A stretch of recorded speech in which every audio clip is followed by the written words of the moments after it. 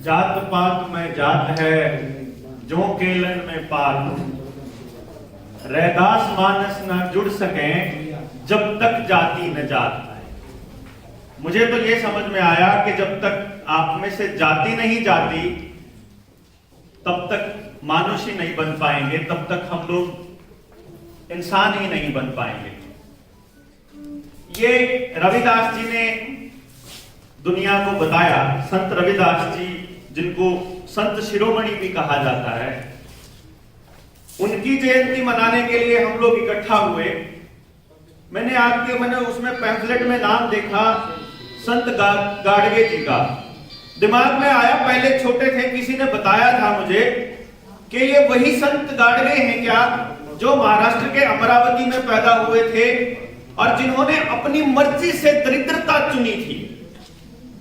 महाराज गाडगे भी बोला जाता है इनको, अपनी मर्जी से दरिद्रता चुनी। अपने एक हाथ में झाड़ू लेकर के, सिर के ऊपर अपना बर्तन लेकर के उल्टा, और गांव गांव जाया करते थे। जिस भी गांव में घुस जाया करते थे वहीं से सफाई करना शुरू कर देते थे। लोग आकर के पूछते थे कि कौन है ये, कौन है ये, और वो कहा करते थे कि अपने परिचय दिया करते थे कि मैं दास गाडगे हूं। बाद में लोगों ने उनको संत गाडगे बोलना शुरू किया, क्योंकि उन्होंने अपनी शिक्षाओं में एक ही बात कही कि तुम अगर ये चीज अपने जीवन में उतार लो जो मैं तुम्हें कह रहा हूं, तो मानता हूं कि तुम मेरे अनुयायी हो या मुझसे मोहब्बत करते हो, नहीं तो कुछ नहीं।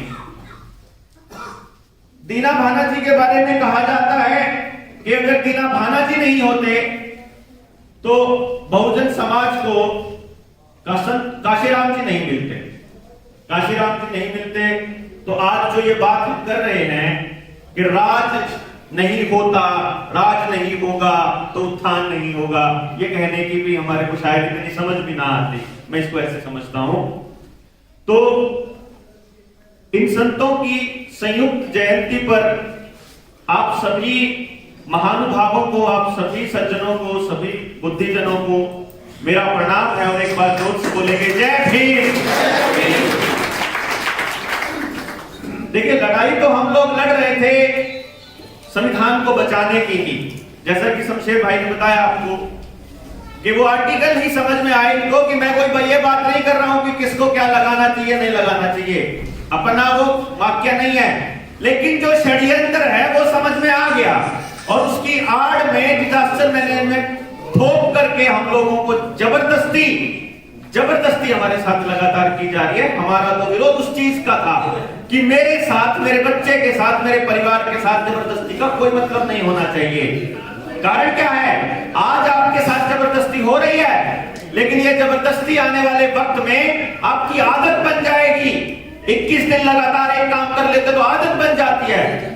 हरियाणा सरकार ने 3 दिन पहले आप लोगों के प्रेशर में, जनता सरकार के प्रेशर में, जनता की सरकार जो बनी उसके प्रेशर में सारी पाबंदियां हटा ली कि किसी को मुंह ढकने की जरूरत नहीं, किसी को सर्टिफिकेट दिखाने की जरूरत नहीं। और आदत की परिकाष्ठा देखिए, पराकाष्ठा देखिए कि हमारे 2 बच्चों ने आप भी लगाया हुआ है। आदत बनी हुई है, पता नहीं क्या। उनके माँ बाप समझाते नहीं है क्या? उनका मुंह अगर ऑक्सीजन ठीक से नहीं जाएगी तो अंदर से फेफड़े खोखले हो जाएंगे। आप अपने बच्चों को बीमार होने के लिए तैयार कर रहे हैं। हम समझा नहीं सकते माँ बाप अपने बच्चों को। जिस तरह से कुएं में पड़ते टाइम अगर बच्चा जिद भी कर रहा हो और वो कुएं की तरफ जा रहा हो तो माँ बाप अपनी जान की जोखिम डाल करके उसको बचाएंगे कि उस कुएं में नहीं पड़ना चाहिए बच्चा हमारा, क्योंकि उधर उसकी जान जोखिम में जा रही है। और आज बच्चा जब अपने आप से गलत रास्ते पे जा रहा है जो कि उसकी जान को जोखिम में डाल रहा है, तो हमें रोकना चाहिए। इसीलिए कई बार मैं माँ बाप को टोक देता हूँ, बहुत बुरा लगता है, लेकिन वो बच गए, उनको पता भी नहीं है। बहुत से लोगों को तो ये भी मालूम नहीं है कि हम उनकी लड़ाई लड़ रहे हैं।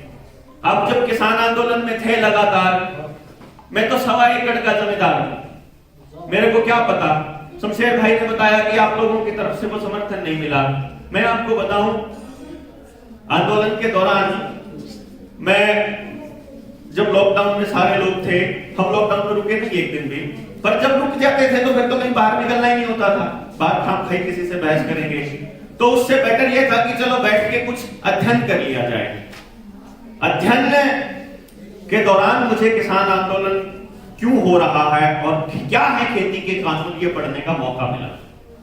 यहीं से बात शुरू करूंगा और मुझे जितना आप लोगों ने वक्त दिया है, मैं आप मुझे बता देंगे तो मैं अपनी बात को विराम दे दूंगा, क्योंकि मेरे पास बोलने के लिए 30-40 घंटे का समय है आप, और इसलिए और मैं लगातार बोल सकता हूं, 9 घंटे तक तो मैं बोल सकता हूं, 9-10 घंटे तो मैंने चेक किया अपने आप को।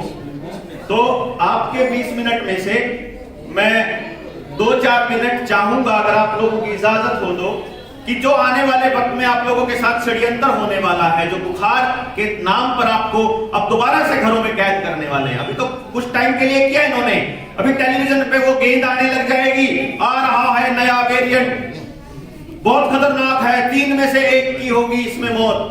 हो सकता है कि किसी को साइड इफेक्ट हो रहे हो सकता है कि इस बूटी का बूस्टर लिया हो इसलिए अब उनको जान को खतरा हो रहा हो, लेकिन ये क्या कहेंगे कि नया वेरिएंट आया, वो खतरनाक है। तो उस बुखार में अपने को कैसे बचाना है, उस जागृति में हम लोग निकले हुए हैं। मेरा भाषण बेशक कम हो जाए, मुझे इस बात से नहीं फर्क पड़ता है, लेकिन मैं चाहूंगा और आपकी इजाजत भी चाहूंगा मंच की कि सुशील भाई को 2 मिनट मेरे ही टाइम में से दे दिया जाए, अगर ये लगता है। सुशील भाई एक बार आप बता दीजिए प्लीज इनको, तो फिर मैं अपनी बात को जारी रखूंगा। आपके जो भी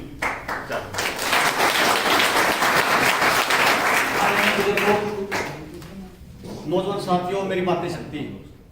देखिए, 2-3 चीजें मैं भी पहले आपसे पूछ लेता हूं, क्योंकि मैं ये मान के बैठा हूं कि यहाँ पे एक कोई भाषण प्रतियोगिता नहीं चल रही। यहाँ पे हम एक समाधान के लिए आए हैं। जो जाति का खासकर जो शब्द आया है, तो इसमें बहुत सारे वक्ता जो हैं वो आपके हिसाब से बोल रहे हैं, लेकिन मैं ये चाहता हूं कि अगर आप जाति की बात कर रहे हो तो हम ऐसी बात भी करें, हो सकता है वो कड़वी हो, लेकिन इस जाति की जो दीवार जो दिन दिन बड़ी होती जा रही है, इसको गिराने के लिए क्या किया जाए। उससे पहले मैं बुखार पर चर्चा कर लेता हूँ।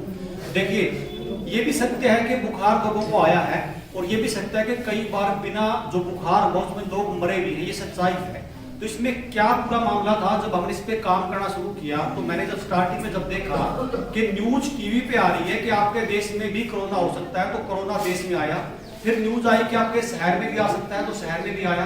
फिर ये भी न्यूज आई कि गांव में भी आएगा, तो गांव में भी आया। तो इसमें हमें थोड़ा शंका ये हुई कि पहले न्यूज आ रही है, उसके बाद बीमारी आ रही है। तो जब हमने इसमें पढ़ना शुरू किया, खासकर मैं आयुर्वेद में काफी इंटरेस्ट था, और जब मैंने पढ़ना शुरू किया तो कोई आप में से कोई साथी, जब आप महर्षि चरक को पढ़ोगे, महर्षि चरक संहिता किताब है, चरक संहिता में जब पेज नंबर आप 591 पर जाओगे, और जब मैंने जबर चिकित्सा पढ़ना शुरू किया तो जबर चिकित्सा मैंने जाके देखा कि जो आयुर्वेद में महर्षि चरक ने जो बताया है, बुखार बताए 248 तरह के, और 248 तरह के बुखार बताए, वो बताए 6 ऋतु होती है, 6 ऋतु में 248 तरह के बुखार बताए।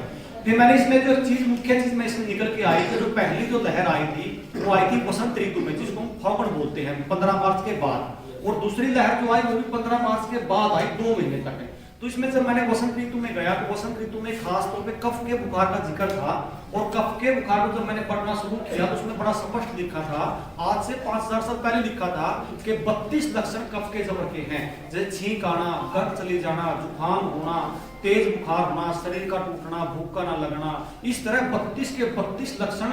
मान लीजिए बाथरूम का रंग सफेद हो जाना, कफ का रंग सफेद हो जाना, 32 के 32 लक्षण आज से 5000 साल पहले महर्षि चरक बताते गए हैं।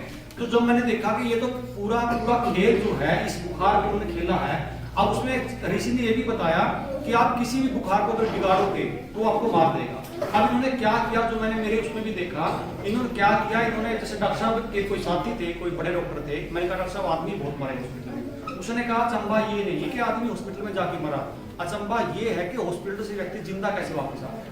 कि पूरा प्लान था आपका किस तरह बुखार बिगाड़ा जाए, आपका प्रोटोकॉल था। मैंने उस मौसम के बुखार में देखा, मेरे पास बहुत सारे कॉल आते थे, क्योंकि मैं लगभग उस समय भी बोलता था, उस समय तो बुरा लगता था, लेकिन मैं बोलता था कि बुखार समझ लिया बुखार है। उस समय ये कॉल थी, उसने मुझे लक्षण बताए, मैंने कहा आपको टाइफाइड, आप चेक कराइए।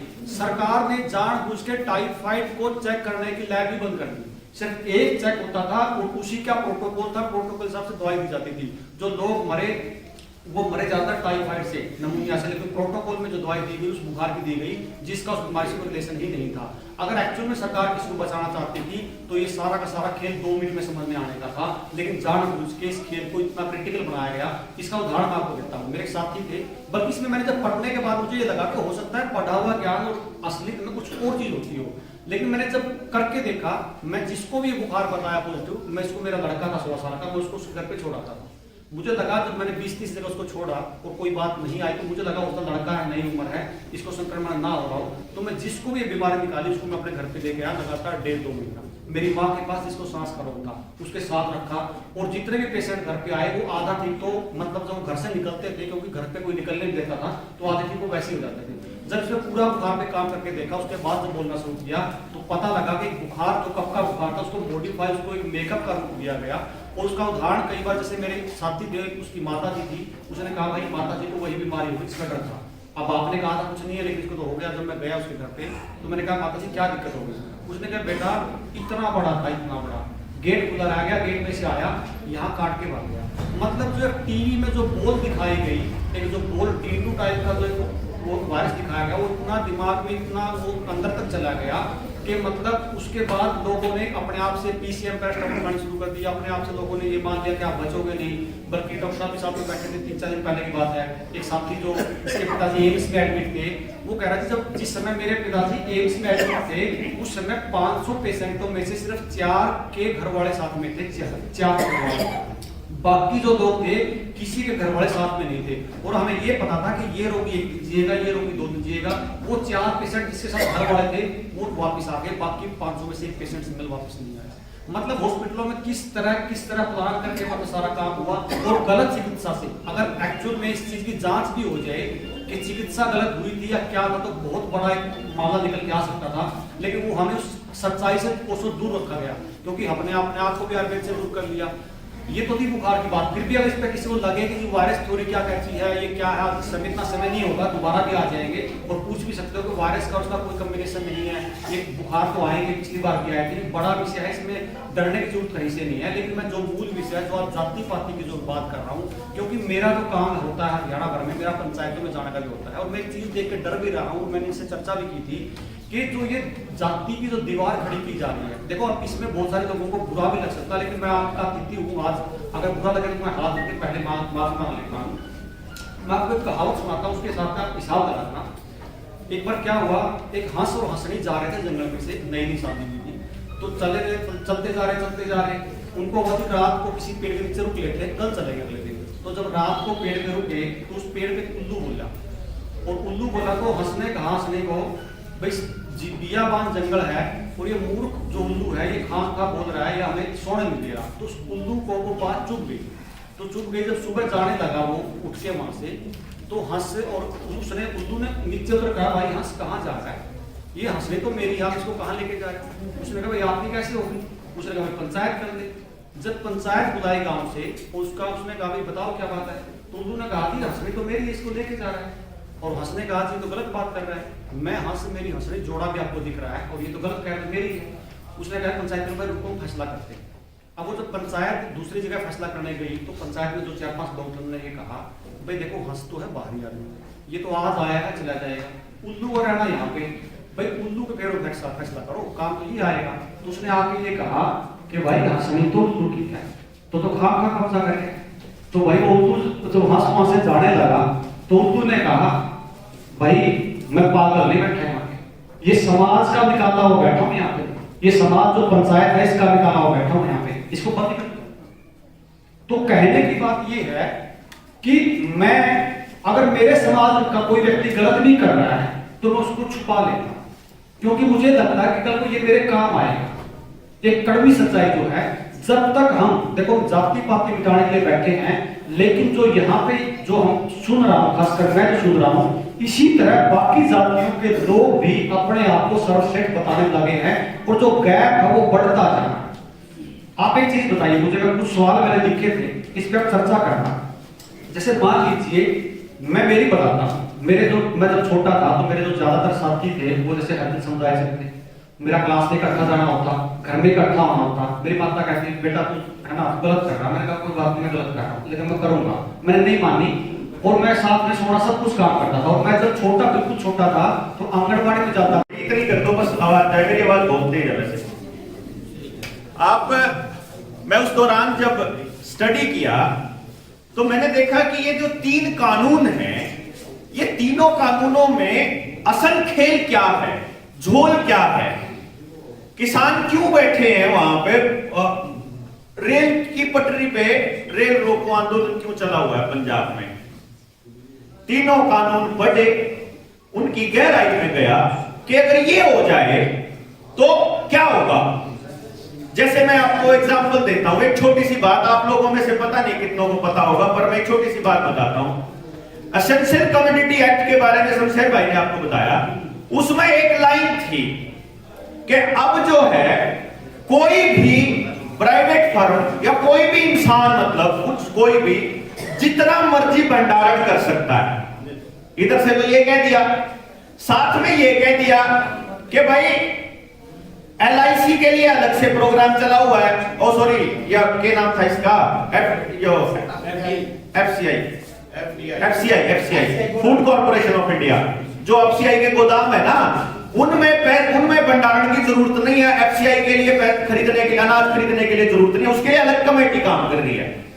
इसके अंदर ये कह दिया कि जो मर्जी जितना मर्जी भंडारण कर सकता है। साथ के साथ उसने ये कह दिया कि अगर कोई प्राइवेट फर्म, अगर कोई कंपनी जिस एक्सपोर्ट कंपनी है और उसको ऑर्डर मिला हुआ है एक्सपोर्ट का, तो उसकी एक्सपोर्ट की लिमिट होने तक एक्स्ट्रा ऑर्डिनरी कंडीशंस में भी आप उसका अनाज नहीं ले सकते। और होता क्या था, मैं आपको बता देता हूं कि देश के पास जितना अनाज पड़ा हो, अगर मान लो देश में एक्स्ट्रा ऑर्डिनरी कंडीशंस आ जाएं, यानी कि युद्ध हो जाए, महामारी हो जाए, कोई बाढ़ आ जाए, कोई सूखा पड़ जाए, तो ऐसे कंडीशन में सरकारों को जरूरत से ज्यादा ताकत मिल जाती है और वो निर्णय अपनी मर्जी से ले लेती है। तो काम चलाने के लिए चाहे किसी का पैसा लेना हो टैक्स लगा के, या किसी से अनाज मांगना हो, या किसी से और कोई चीज मांगनी हो, तो सरकारें जबरदस्ती भी कर लेती हैं ऐसे टाइम पे। जैसे अभी हमारे साथ जबरदस्ती हुई, हमें सड़क पे उतरते ही मारे गए। तो उसमें यह कहा कि प्राइवेट कंपनी के, यानी कि फूड चेन जो पार्टनर्स हैं, जो एक्सपोर्टर्स हैं, प्राइवेट इंस्टीट्यूशंस हैं, उनसे आप अनाज नहीं ले सकते, उनको आप भंडारण की कोई लिमिट नहीं होगी और दाम के ऊपर कोई कंट्रोल नहीं होगा जब तक कि खाने वाली चीजों का दाम एक साल में 1.5 गुना तक ना हो जाए। यानी कि अगर 20 रुपए किलो अनाज खरीदा है किसान से, तो पहले दिन लेते ही 29 रुपए 99 पैसे बेच सकता है दुकानदार आपको, अगले साल उसका 1.5 गुना, अगले साल उसका 1.5 गुना, यानी कि 5 साल में आप जो अनाज खरीदते हो वो 5 गुना हो जाता। FCI के पास गोदाम नहीं होते तो आपको कोटे से राशन नहीं मिलता, कोटे से राशन नहीं मिलेगा, ये बात उन्होंने टेस्ट करके देख ली है, सर्टिफिकेट नहीं दिखाओगे तो कोटे से राशन नहीं मिलेगा। और साथ के साथ आप देखिए, खाना कंट्रोल है अगर आपका, तो आप कंट्रोल में हो। कई लोग बोल देते हैं कि यार फिर इनका मकसद क्या है। एक लाइन में अगर इसका मकसद बताया जाए तो एक लाइन में इस पूरे खेल का मतलब है, आप पूरी तरह से सरकारों के ऊपर डिपेंडेंट होने चाहिए और सरकारों के नियंत्रण में होने चाहिए। ये जो बीमारी चल रही है ना, इसका एकमात्र मकसद है डिपेंडेंट भी होने चाहिए और नियंत्रण में भी होने चाहिए।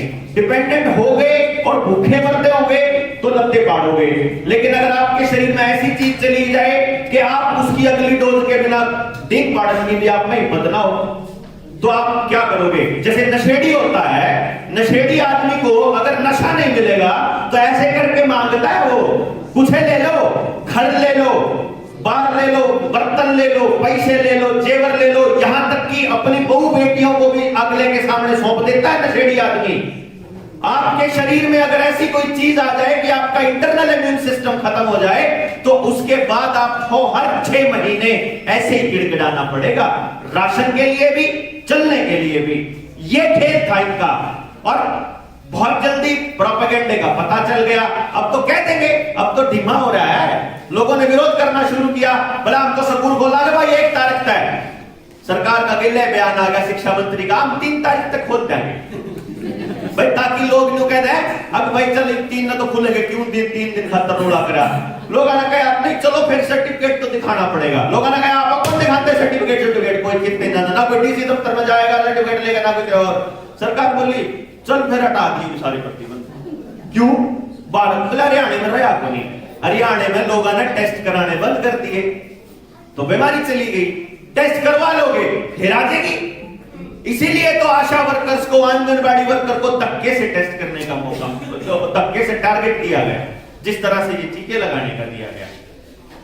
आपको मैं जब सुन रहा था शिव भाई को, तो उसने बड़ा साफ साफ षड्यंत्र को खोलने की कोशिश करी है, बड़ी पता नहीं सबको है।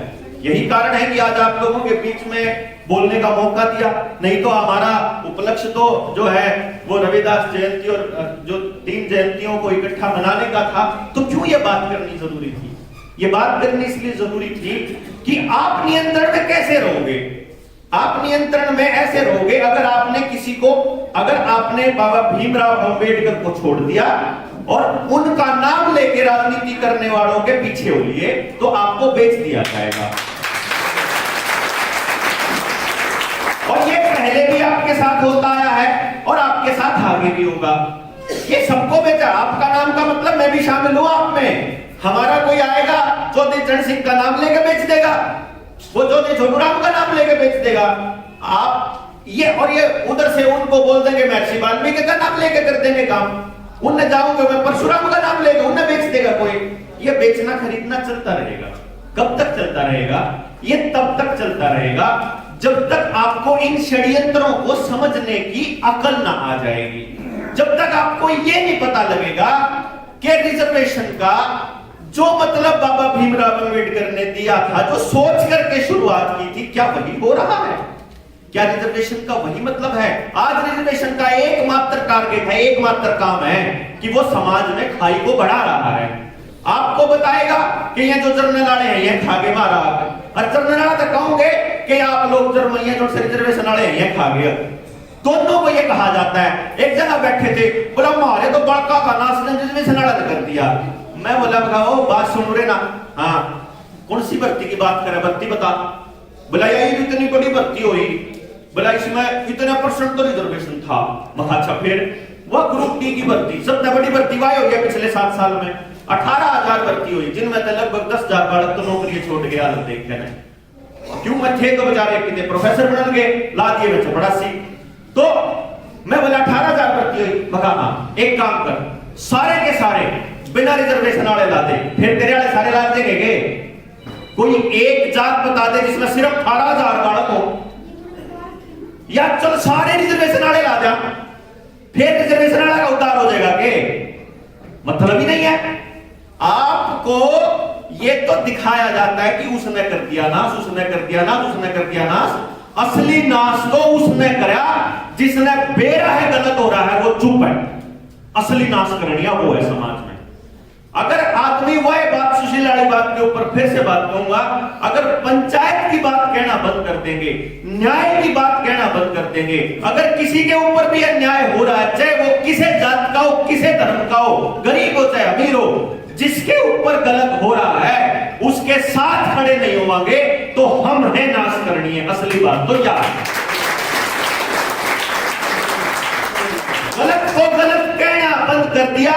इसीलिए हमारे बुजुर्गों को पुलिस वालों की हिम्मत होगी कि चौपाड़ में चढ़ कर मोहल्ले में आके लट मारेंगे। इसीलिए इनकी हिम्मत होगी कि हमने अपना शरीर इनके आगे करना पड़ा कि रोटी के राशन नहीं मिलेगा, यो नहीं मिलेगा। जैसे समाज के 5 आदमी 20 आदमी इकट्ठे हो गए, उस आदमी के ड्यूटी बचा के खड़े होते कि तू कौन मारा राशन रोकनिया, तेरी के औकात कच्ची राशन मारा या टिक्का देख के ना लगना शुरू हुआ था के बेचारे गरीब आदमी एकला पड़ गया। हम गामा में चाचा की उन तक कोटे वाला था समझा गया, जित चले गए उधर तो हो गया, लेकिन जित ना जा पाए, जित इस बात का ज्ञान ही नहीं जा पाया, वो आदमी बेचारे गलती में उनका बिला तो न्यू लुवा लिया था, बस में कौन चढ़ने देंगे।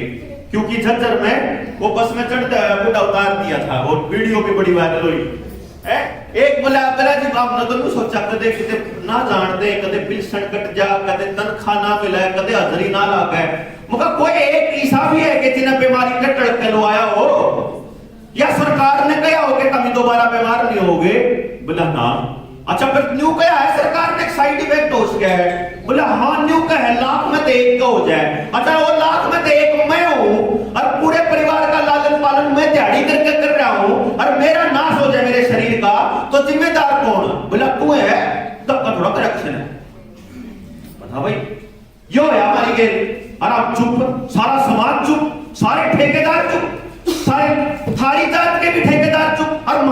के भी ठेकेदार चुप और उनकी जात के भी ठेकेदार चुप और सारी पॉलिटिकल पार्टी चुप। जो उनसे किसानों का आंदोलन लड़ने लग रहे थे वही ठेकेदार भी चुप, किसानों के ठेकेदार भी चुप। चाचा के उनका मारते, अरे मरन लाग रहे लोग, इन्हें बचा लो रहे, इन्हें कह लो रहे, रुके मार मार कर देखा होगा आपने किस तरह गिड़गिड़ाऊं हर इन्हें बचा लो रहे। लेकिन मजाल है किसी की कोई बोलता हो। मैं बोला आपको भूपेंद्र सिंह हुड्डा का छोरा दीपेंद्र तो मैं बोला तने लुआ लिया के बोला बोला है डॉक्टर साहब। मका फिर सर्टिफिकेट बनवा ले, बोला क्यों बनवा लो? मका फिर बोला क्या तनी बनवांदा? अब भाई आप तो विधानसभा में जावा है ना, मात्र तो कोई पूछता है को नहीं, क्योंकि बकायदा नोटिफिकेशन है कि विधानसभा और राज्यसभा लोकसभा में जाने वालों को किसी से कोई जरूरी कंपलसरी ना टेस्ट कराना ना सर्टिफिकेट दिखाना। फिर भाई ये दो कानून क्यों कर, मनसा खातर और गधा खातर और, ऐसा कैसे है? ओ बोला अब हम तो कौन लुआनते? मगर फिर अपने जो से कांग्रेसी उन्हें तो बता दो, जो से उठा साहब के समर्थक उन्हें तो बता दो। बोले बेटा नहीं जानते, न्यू सोच रहे होंगे, लेकिन न्यू बोले भाई हम बोल नहीं सकते। मैंने सोचा और तो किसी ने लुआए होंगे, चलो भाई चौटाला ने लुआए होंगे, उन्होंने तो पूछा, उन्होंने भी नहीं लुआया। भाई इंद्रजीत यादव ने तो लुआ लिया, वो यादव का बड़ा नेता है, बोले उसने भी नहीं लुआया। अच्छा भाई बजरंगा लाड़ी फैमिली, बंसीलाल लाड़ी फैमिली, खट्टर पट्टर, वो देखिए तो उद्धव ठाकरे भी नहीं भाषा बोल रहा, केजरीवाल भी आई भाषा बोल रहा, राहुल भी आई भाषा बोल रहा, मायावती भी आई भाषा बोल रही, चंद्रशेखर भी आई भाषा बोल रही, वो हमारा कन्हैया कुमार बड़ा अच्छा बढ़िया बन रहा नेता, कांग्रेस ज्वाइन करे पास वो भी बोलना बंद कर गया इस बात के ऊपर। तो और भाई देखा तो हमारा वो टीएमसी वाली ममता बनर्जी से लेकर के कम्युनिस्ट सरकार, कोई एक भी आदमी ऐसा नहीं जो आपके बच्चा की बात करता हो, आपके बच्चों का रोजगार छुटन लाग रहा है उसको बात करता हो, आपका घरान बड़ बड़ के अपनी सारे धक्का करने लाग रहे, इलाज कराने जावा डिलीवरी का बोला पहले लगवाओ, बड़का कह कदे जिंदगी में पहले देखा आपने? अब जवान बड़का कह ब्रेन एवरेज होते हार्ट अटैक देखेंगे हार्ट अटैक तो मैं बताने लग रहा हूं, धनखड़ साहब बैठे हैं, अगर जब पुराने टाइम में 80 तक पहले तो मेरे ख्याल तक किसी ने हार्ट अटैक कैंसर जैसी बीमारियां के नाम में कौन सुने थे? ये तो हरित क्रांति के टाइम पे आपको जहर दिया गया था ना, जो आपके पिज्जा में डालकर जो इब्बी हो लग रहा है, ये तो कूड़े तक खेल चल रहा है। वही लोग इब्बी पूछने लग गया, हर्षवर्धन डॉक्टर हर्षवर्धन दौरे चले गए, बोला जी डॉक्टर साहब मुझे नाश हो रहा है, अब बचा लो अपने देश के लोगों ने। डॉक्टर हर्षवर्धन ये कहते हैं हमने बेरा है, प्रोपेगेंडा है, अब तो WHO के हाथों बंधे हुए हैं, लाने वाला है लाने वाला है, हाँ WTO से लाने वाला है ना WHO।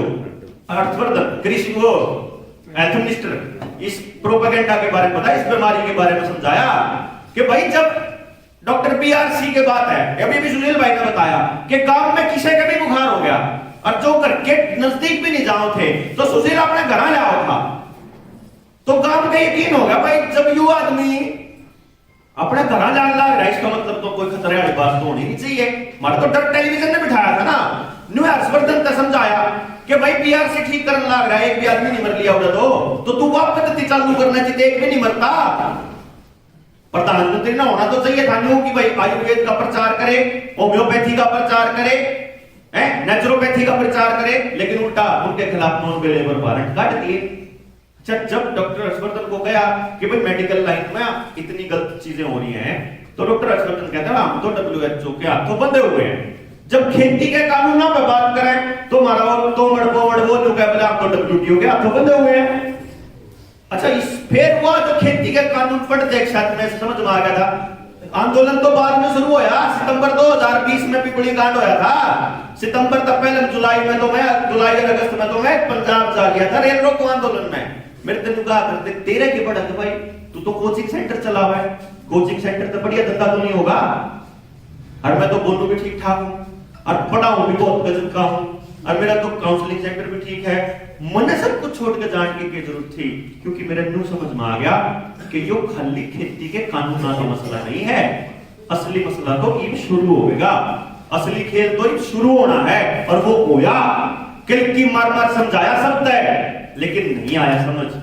मैंने शुक्र मनाऊं बैठ कर वो सामने कि चल आज इतने आदमी और जाग गए, आज इतने ओरा का समझ में आ गई, आज इतना का ओरा का समझ में आ गई। लेकिन एक बात समझ लियो, अगर घर घर अपने को ये समझाना नहीं सिखाया। मैं तो ये कहूं, मेरे ख्याल से 3 संतां की जीवनी के ऊपर बात करने, जयंती के ऊपर बात करने इकट्ठे हुए, और मैंने देखा, मैं तो कुछ भी नहीं बोला इन संता के ऊपर, लेकिन मैं शब्द गणा बोलिया। इनकी जयंती मनावा, हाँ, इनकी जिंदगी तो रखनी चाहिए हमारे बच्चा के आगे। इनने संत क्यों कहा? हाँ पा इनने अपना आपा छोड़ के समाज के लिए काम करा था, तो संत बने, तो परमात्मा भगवान वाली कैटेगरी में आके खड़े हुए हैं, न्यू ना खड़े हुए हैं। इनकी जयंती पे इकट्ठे हुआ। हाँ, इस इकट्ठे होने का एक मैं यू मानू हूं, इस इकट्ठे होने का बहाने का एक फायदा खा लो, अपने बादशाह ने जगान सिखा लो और खुद भी सीख लो। जय बात करते रहोगे या ये जो इन तक चल रही है, तो चुकर नाश होने लग रहा है, न्यूए होता रहेगा।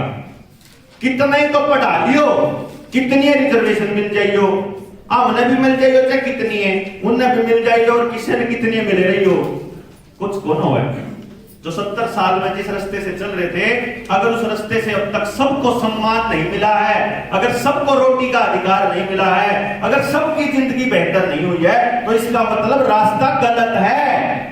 अगर कुछ पूंजीपतियों के हाथ में सब कुछ आ रहा है, और कुछ लोग आज भी तड़के से लेकर रात तक इस डिस्कशन में बैठने लायक भी टाइम नहीं है, बेचारा हो रहा है।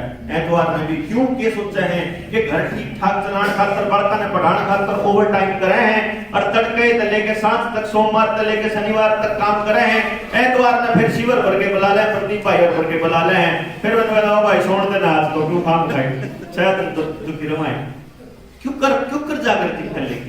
आपको टाइम देंगे ही नहीं। नए लेबर कानून आ गए हैं, आपको दिन रात पेला जा सकता है, आपका इंसान होने का हक ही छीना जा सकता है लेबर कानून के दौरान। आगे पानी का कानून आने लग रहा है, बीज के कानून आने लग रहे हैं, प्राइवेट प्रॉपर्टी एक्ट आने लग रहा है, और जो लोहे का कानून आने लग रहा है, आग जलाने का कानून आने लग रहा है। आपकी गैस को तो कनेक्ट कर दिया जाएगा पाइपों के जरिए, आपके गैस को चूल्हे के अंदर, और गोश्त से जाकर रोटी बना ली। जब गैस तो कमाओगे, जब गैस से तो रोटी बनानी होगी, तो गुलामी स्वीकार करनी पड़ेगी, और जब गोश्त से जलाओगे तो इतना जुर्माना लग जाएगा, घर बेच के भी बेटा नहीं छूटा है। 1 करोड़ रुपया जुर्माना किसान पर लाना शुरू करा था, वो टेस्टिंग थी। अब देखाइन की गेल ना इकट्ठे हुए तो 26 साल सरपंच होया, और वो होया, ये तो इतने दिन भी आंदोलन न्यू चल गया कि नीचे हर तबके का समर्थन था। जब नेताओं के हाथ में होती तो 27 तारीख नहीं करना जा रहे थे, सारे के सारे लटका खा। ये तो मुंह उठ गया था आंदोलन। और आपका भी आंदोलन, अगर कोई नेता आकर के क्यों कहे तब न बचान खातर यो आंदोलन लड़ांगे, और यो बचान का आंदोलन है, तो तू सोच लियो बेचण का है, बचान का नहीं, मात्रा गलत लागी उस पर।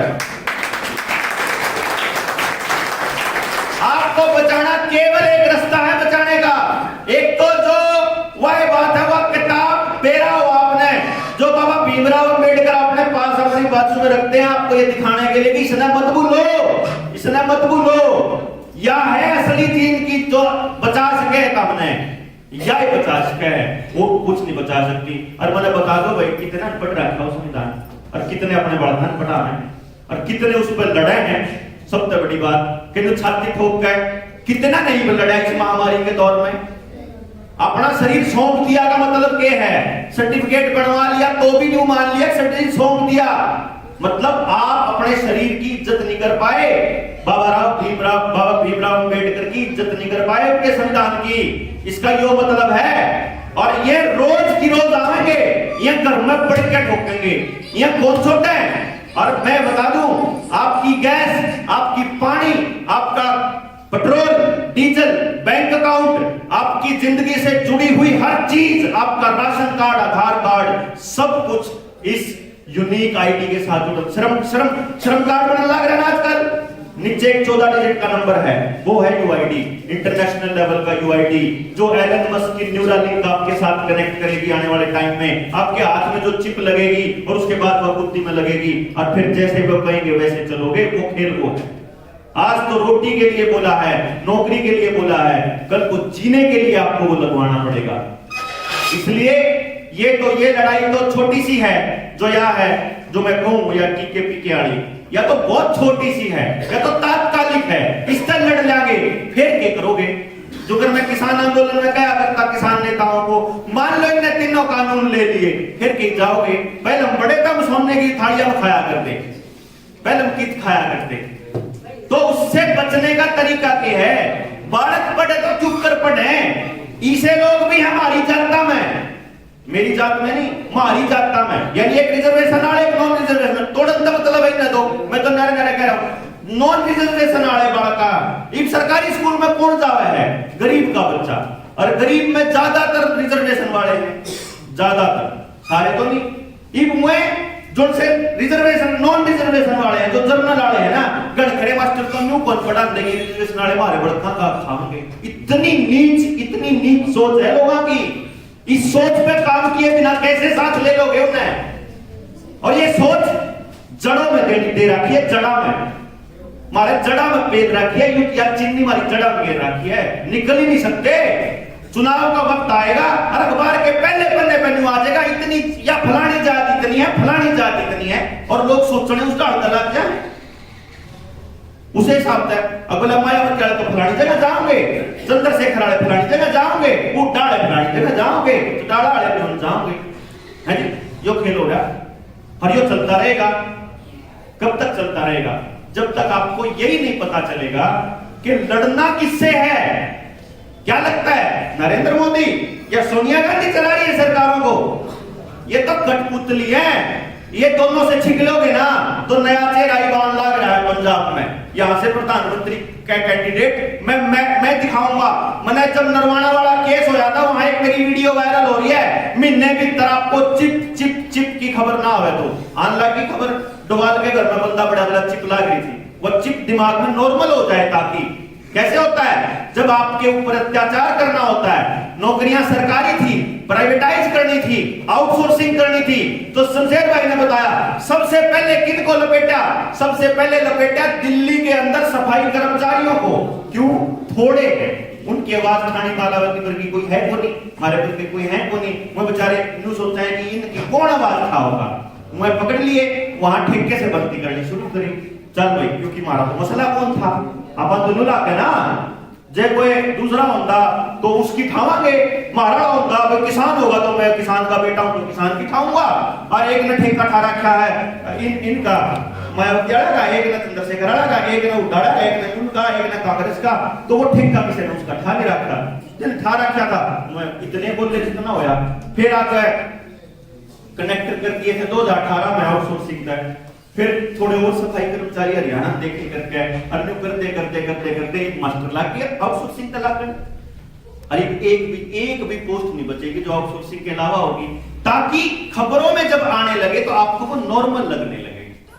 तो आने वाले वक्त में अगर आपको ये तो लगता है कि समाज ठीक दिशा में जा रहा है, फिर तो भाई किसी की जरूरत नहीं, किसी चिंतन की जरूरत नहीं, फिर तो ठीक ही चल रहा है। और जब यूं लगता हो कि भाई चल रहे हैं गलत, तो हमने एक देखो सारे अपना अपना प्रचार करें, पर मैं अपना प्रचार नहीं कर रहा हूं, असलियत ये बता रहा हूं कि बिना किसी पद के, बिना किसी संगठन के हमने एक निर्णय लिया कि भाई सुशील भाई आप न्यू देखा कि ऐसा भी हो सका है कि कोई ऐसा संगठन भी बन सका है जिसका बिकना नामुमकिन हो। सुशील बोला ना भाई हो नहीं सकता, मगर जब वो संगठन होए ना, फिर उसमें खरीदेगा कौन? भाई एक संगठन है और वो है ही नहीं, उसने क्यों कर खरीदोगे या उसने क्यों कर दबाओगे? हमने क्या करा, जनता सरकार मोर्चा बना लिया, मगर भाई इन लोगों ने वो मोर्चा बनाया है, यह आदमी इस संगठन में कदे कोई पद नहीं लेगा, ये संगठन ही नहीं बनेगा कदे भी, ना इसका खाता खुला है, ना इसमें कोई प्रधान बने, ना इसमें किसी ने जोधर मिले, ना इसमें कोई काम हुआ है, तो आप ही संगठन बना ला। अरे इस संगठन ते न्यू कह दा कि एक काम कर लो, तभी अपना नाम दे लो, चाहे अंबेडकर सरकार मोर्चा, हमने नहीं फर्क पड़ता कुछ, लेकिन विजन ये है कि आपके बच्चों को ये सिखाया जाए कि सरकार हम हैं, इस देश के मालिक हम हैं, नागरिक। हमने वोट दी थी ना, उस दिन तुझको ताकत दी थी कि जा वोट देना। क्या होता है वोट देने का मतलब? होता है मत देना। मैंने अपना मत तुझे दिया, तुझे दिया का मतलब क्या है? मैंने अपनी ताकत तुझे दे दी कि तू जा और जाके विधानसभा में मेरे लिए आवाज उठा। फिर दूसरा आदमी आके अपना मत देगा। ये मत देता है अपना मतदान, और सबकी ताकत इकट्ठी करके वो आदमी वहां जाता है। हमारे दिए हुए टैक्स के पैसे से वो वहां ऐश करता है, हमारे टैक्स के पैसे से सारी योजनाएं लगती हैं, और हमारी ही दी हुई ताकत से उस आदमी को इतनी ताकत मिलती है कि वो हमारे लिए डिसीजन ले सके, हमारे लिए निर्णय ले सके। लेकिन ये लोग हमारे लिए निर्णय नहीं ले रहे, ये हमको दबाने के लिए निर्णय ले रहे हैं, ये हमको काबू करने के लिए निर्णय ले रहे हैं, ये हमको बर्बाद करने के लिए निर्णय ले रहे हैं। और इसीलिए जनता सरकार मोर्चा ने ये कहा कि हम गांव-गांव जाकर आपको ये बताएंगे कि आपकी ताकत क्या है, आपके लिखे हुए की ताकत क्या है, आपके बोले हुए की ताकत क्या है। और जब यहां से बैठे हुए 15 आदमी जाके डीसी के दरवाजे पर खड़े होंगे तो डीसी की इतनी हिम्मत नहीं होगी कि वो आपकी बात को नकार सके। क्यों? आज तक आपने जात के नाम पर लड़ते देखे होंगे, आज तक धर्म के नाम पर लोग लड़ते होंगे। एक अकेला मोर्चा होगा जो सिर्फ मुद्दे के लिए लड़ेगा, सिर्फ मुद्दे के लिए, किसी आदमी खातर नहीं। मैंने गलती कर दी, 100 बार लपेटो पुलिस, मैंने कोई दिक्कत नहीं। लेकिन अगर सरकार ने गलती करके मेरे को लपेटा है तो सरकार को नहीं छोड़ा जाएगा। डीसी ने लपेटा तो डीसी को नहीं, मेरे को मतलब आपको। किसी को भी समाज के किसी भी अंग के ऊपर कुछ भी गलत हो रहा है उसकी आवाज उठाएगा जनता सरकार मोर्चा। ये विजन लेकर के हमने शुरू किया। मैं आप लोगों के सामने प्रस्ताव भी रखता हूं आज ऐसे पवित्र मौके पर कि आप लोग भी अपने लोग इकट्ठा कीजिए जो सीख सकते हो और लड़ सकते हो। दो ही लोग, ना तो कुछ मिलेगा, गाड़ियां मिलेंगी, धक्के खाने मिलेंगे। ये तो ले सकते हो तो आ जाओ बेला। जब आपा ने मड़ाई मिलेगी तो उसमें तो मड़ाई दे देंगे, और जब आपा ने मिली तो फिर कुछ नहीं मिलता। ठीक है जी, गाड़ियां खानी और समाज के लिए लड़ने की वाय ललक और वाय भड़क और वाय दर्द हो तो आपका स्वागत है, और नहीं तो भाई आप लड़े रहे। हाँ, आप भी आपस में कितना ही लड़ लो, फिर तो लड़ने रहोगे। तो ये एक विजन लेके चले कि आने वाले वक्त में कैसे हम लोग विचार को इतना मजबूत करें कि विचार की ताकत से ऊपर किसी की ताकत ना हो, लोगों की ताकत से ऊपर किसी की ताकत ना हो, इंसान को इंसान समझा जाए, गरीब हो या अमीर हो। डीसी की भी उतनी इज्जत हो जितनी किसी सफाई करने वाले की है, सफाई कर्मचारी की है। वो आदमी भी तो काम कर रहा है। डीसी को साथ 24 में तो 25 घंटे देते हैं, कितना ही काम करता हो यार। काम करने आदमी काम कर रहा है, अपने शरीर को देता है अगर समाज के लिए। तो अगर कोई आदमी कम पढ़ा लिखा है तो क्या प्रॉब्लम है?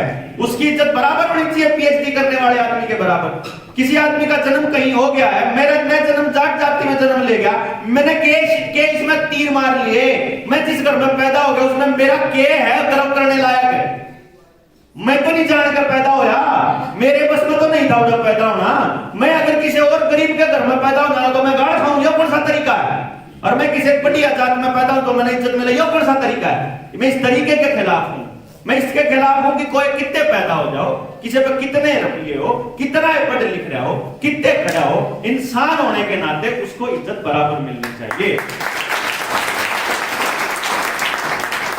तो इस इंसानियत की लड़ाई में इंसान के बच्चे को इंसान होने का हक दिलाने के लिए जनता सरकार मोर्चा का गठन किया है। आप लोग अगर जो सीख सकते हैं तो आपको सारी चीजें सिखाएंगे, वो चीजें भी सिखाएंगे कैसे समाज के एक एक बच्चे को 100% रोजगार देने वाली पद्धति बने, कैसे आपको इन षड्यंत्रों से लड़ने की समझ दी जाए और ताकत भी दी जाए, समझ भी और ताकत भी। साथ के साथ अपना हम घरों के अंदर हम लोगों को ऐसे सस्ते करके एल्युमिनियम के बर्तन दे दिए और हम लोगों को बीमार होने के लिए तैयार कर दिया। क्यों नहीं वो चीजें सस्ती करते हैं जो हमारी जिंदगी के लिए और हमारे स्वास्थ्य के लिए ठीक है? आपको जानबूझ के केमिकल दिए जाते हैं, आपको जानबूझ के बीमार किया जाता है, और फिर उसके बाद दवाइयों के नाम पे आपको लूटा जाता है। और उसके बाद खेती में भी ऐसे ही होता है, नौकरियों में भी ऐसे ही होगा, समाज में जाओगे न्याय में भी ऐसे ही होगा, पुलिस में चले जाओगे वहां भी आपके साथ ऐसा ही होगा। आपकी सुनवाई करने वाला कोई भी नहीं होगा, क्योंकि आपने ऐसा समाज बनाया ही नहीं कि गलत के लिए बोलने लगे गलत है। जब मैं बोलने लगता हूं पड़ोसी में किसी के ऊपर गलती हो रही है तो जुल्म हो रहा हो, मैं उठ के चालन लागू तो मेरी घराड़ी पड़ते से बाप पकड़ ले, तन्ने की ठिंगा ले रखा है, चल गया भीतर। कौन लड़ेगा फिर आपके लिए? जब मैं नहीं लड़ूंगा तो मेरे लिए कौन लड़ेगा? यही कारण था, मैं तो अपने बच्चे को कह के निकल गया था जब ये इस लड़ाई के तो चले थे हम नहीं जगाने, देखो जगाने चले थे, और जिसने भी इन लोगों के खिलाफ जगाया है, क्योंकि ताकतें जो पॉलिटिकल पार्टियां काबू हैं यूनाइटेड नेशंस और उन जो एलीट ग्रुप हैं उनके खिलाफ, जिनकी बात शिव भाई कहने लग रहे थे, अब उसके खिलाफ लड़ने का तरीका है असल में, लेकिन वो समझ तो आए कि कैसे वो चेन तोड़ी जाए, कि गांव का पैसा गांव में रहे, आपके मोहल्ले का पैसा मोहल्ले में कैसे रहे, कैसे आप इनके बैंकिंग के ऊपर आधारित व्यवस्था को तोड़ सकते हैं, कैसे आप इन्होंने जो आपके अपने ऊपर डिपेंडेंट कर लिया, अपने ऊपर आश्रित कर लिया, उस चीज को कैसे तोड़ना है, इसको सीखना पड़ेगा, लंबी चर्चा करनी पड़ेगी, चाहे वो ट्रेनिंग सेशन 1 दिन में समझ में आए, चाहे 2 दिन में, वो करने पड़ेंगे। अगर उस पर चर्चा नहीं करेंगे तो मुझे नहीं लगता कि इस जन्म में हम वो बदलाव देख पाएंगे जिसका सपना भगत सिंह ने देखा था। बाकी हम चले इसीलिए हैं कि अब ये मान के चले हुए हैं कि मेरी पीढ़ी को तो अपना सब कुछ खोना पड़ेगा, तो हम तो अपनी जान की बाजी लगा के चले हुए हैं। आपको मेरा खुला निमंत्रण है, जितने भी लोग हैं सबका स्वागत है। जय हिंद, जय भीम।